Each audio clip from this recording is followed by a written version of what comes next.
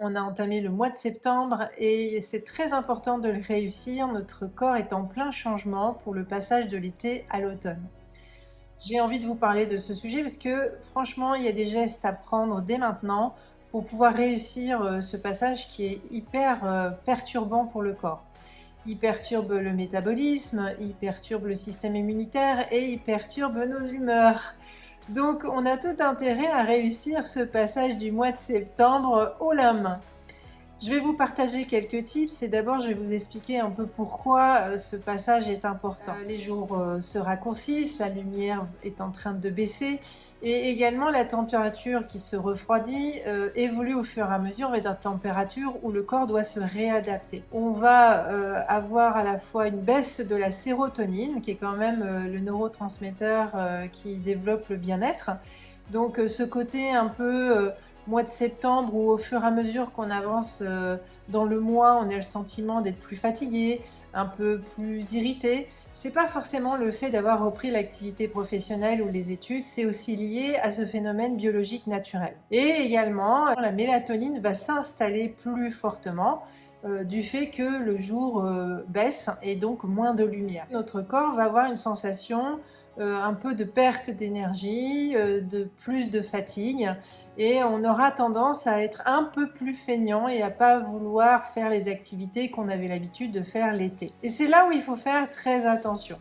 Donc il y a plusieurs choses qu'il faut connaître, je vais vous les évoquer et j'espère que vous allez les appliquer. Alors sans surprise, on va rappeler des choses qu'on s'est déjà dites, mais c'est intéressant d'utiliser le mois de septembre pour les établir.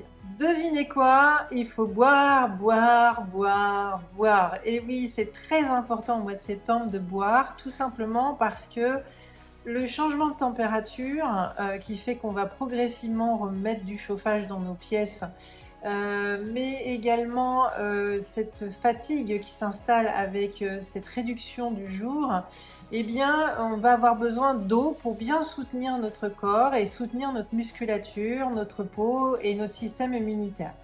Donc ça, on en a déjà parlé, mais moralité, n'oubliez pas de boire de l'eau. Et je vous rappelle, la quantité, à peu près, c'est 25 centilitres par 9 kilos. Donc vous pouvez chacun recalculer. On a déjà fait le petit exercice pour les nouveaux qui ont rejoint le groupe WhatsApp. Eh bien, je vous rappellerai le petit tips que j'avais mis déjà il y a quelques semaines. Bien évidemment, l'alimentation, eh bien avec la boisson, c'est le jackpot. C'est le premier pivot de notre bonne santé, de notre vitalité. Et ce pivot-là, il est fondamental, hein. L'impact de l'alimentation, il n'y a pas photo, ça va nous aider à soutenir ou pas cette période biologique dans laquelle on est au mois de septembre. Alors la règle, elle est toute simple, il faut manger des fruits et légumes de saison. Très important que dans vos repas, vous ayez une composition qui intègre ces légumes et ces fruits qui sont de saison, notamment la pomme, la courge, mais aussi le raisin. Certains sont très riches en vitamine C et en antioxydants, notamment le raisin. Il faut vraiment que vous vous concentriez sur les fruits et légumes des saisons, idéalement locales. Alors vous allez me dire, mais au final, c'est tout le temps comme ça. Eh bien oui, prenez le réflexe dès ce mois de septembre de manger les fruits et légumes de saison.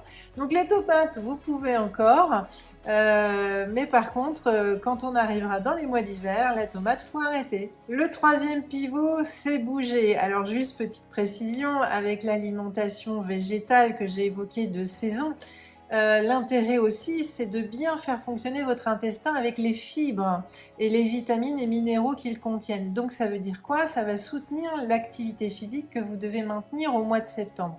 Je ne parle pas de sport, je parle d'activité physique, fonctionnement de votre corps qui est quotidien, minimum 30 minutes, idéalement 45 minutes. Ça peut être la marche, ça peut être le fait que vous fassiez des mouvements régulièrement dans la journée. Le petit astuce, c'est d'instaurer tous les 5 minutes, tous les 1 heure, pardon, 5 minutes de mouvement, aller marcher, aller voir un collègue, prenez un escalier, bref, bougez et ne restez pas assis sur votre chaise derrière votre ordinateur, c'est certainement la situation de la plupart d'entre nous. ou en cours. Donc vraiment instaurer ce rituel de bouger. Un autre tips important, parce qu'en septembre effectivement le jour se raccourcit, donc du coup essayez de privilégier d'aller bouger le matin tant que la lumière est là et au maximum.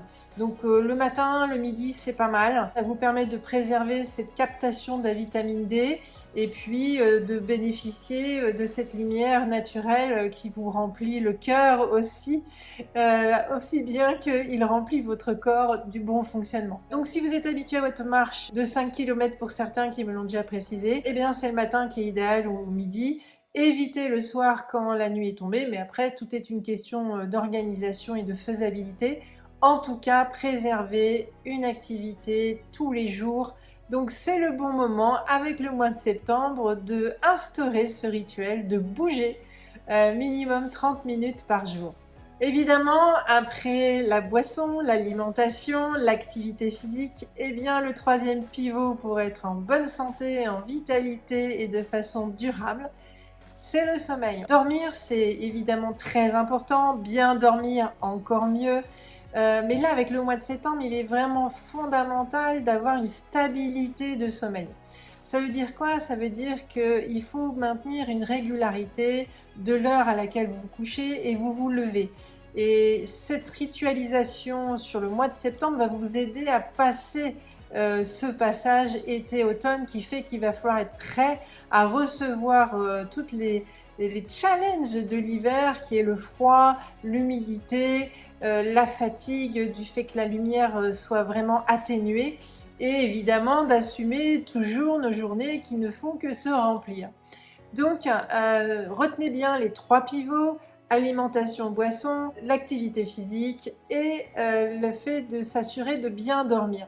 Donc essayez de vous assurer d'un horaire régulier. L'autre truc et astuce qu'on sait tous, essayez de vous coucher sans avoir regardé des écrans jusqu'à la dernière minute. En fait, il y a effectivement le phénomène de la lumière des écrans, mais il y a aussi quelque chose de beaucoup plus impactant dans le sommeil et je ferai un atelier spécial sur sommeil bientôt. Il est très important aussi d'éviter d'exciter, de continuer à animer le cerveau.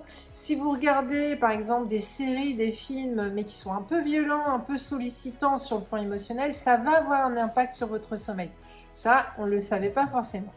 Je vous ai donné les trois pivots. Il y en a un quatrième qui est très intéressant, qui aujourd'hui est de plus en plus utilisé parce qu'effectivement on a un niveau de stress qui est vraiment très élevé par rapport aux vies qu'on avait avant. Mais si vous ne faites pas les trois premiers, le quatrième ça va être compliqué. Je le dis par expérience. Évidemment, ce qui est très important, c'est de s'assurer qu'au niveau mental, émotionnel, on soit le plus serein possible. Donc le quatrième pivot, c'est de pouvoir vous instaurer des temps de respiration, de relaxation. Trouvez votre truc. Évidemment, la respiration la plus simple, celle du nez et du ventre, c'est celle que vous devez aller chercher de façon détendue et régulièrement. Il y a évidemment la méditation pour ceux qui s'y connaissent et qui pratiquent. En tout cas, instaurez-vous aussi des moments de détente, de relaxation où vous baissez le niveau du stress. Avec ces 4 pivots, vous devriez normalement trouver un certain équilibre qui va vous aider pour amorcer la fin de l'année. On se retrouve dans les web ateliers, dans d'autres ateliers thématiques que je vais vous proposer, dans nos échanges. Et en attendant, je vous souhaite d'être en forme et portez-vous bien et surtout soyez le Jedi de votre santé. À bientôt.